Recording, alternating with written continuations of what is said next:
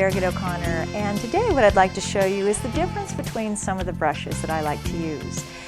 And first of all, there is a universal difference between brushes. There's synthetic, blends, and natural brushes. And a lot of times when you go to a store, you don't even know what you're getting. So the main difference is the ability of how much water it's going to hold. I'm going to start first with a synthetic brush. They're all going to be about the same size. This is going to be a number 16 round synthetic. What happens with the synthetic, it's very stiff, it holds the least amount of water and color, but it springs back and you have a lot of control with it. So as I'm applying the color, you can see that I run out of water and color fairly quickly. And that's because, like I said, it's a synthetic. So next I'm going to use a blend. Like I said, this is a 16 and this is going to be a 14, so it's a little smaller. But it's going to actually hold more water and color than the synthetic did. I should have put a little more. Do you see how much more water that's in that brush? And I can go a lot farther with it, but it's still going to run out of the water and color.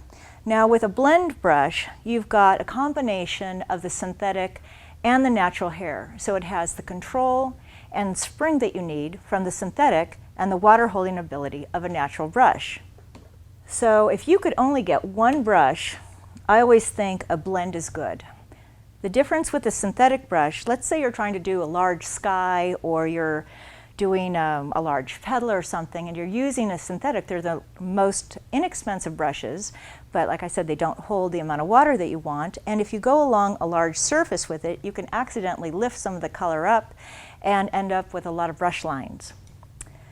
So now a natural brush is going to be the softest. I use this brush primarily more to apply water and color, and how you can tell it's a natural brush is that if you turn it to the side like that, it has more of a bend to it.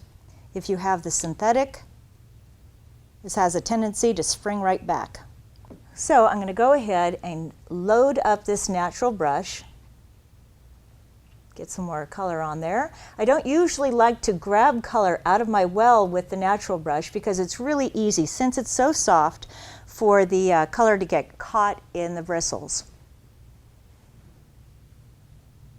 But can you see how much more water this holds? It goes a lot further. So now, a lot of times people think they have to get the most expensive brushes, but if I got the most expensive Kolinsky, sometimes it's so soft that if I'm trying to paint, it will bend over and then I'm starting to skip across the surface. With this brush, or any natural brush, check to see if it has a combination of different natural hair, because that way I can actually get that spring back in there and cover areas and have the control that I want. Now I have my three brushes. I've got the synthetic, the blend, and the natural hair. And let's say you're at an art store and you don't know how to tell that they're a natural, blend, or synthetic.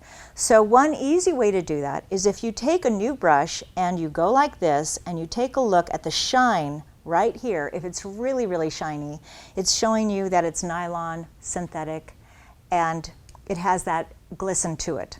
Now a blend, if you bend it like this, you're going to still see a shine because it is a blend of natural hair and synthetic, that you're going to see some of a shine, but it's going to have a little duller sheen.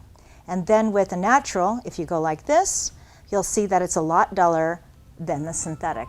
So that's one quick way that you can tell what kind of brushes there are in the store.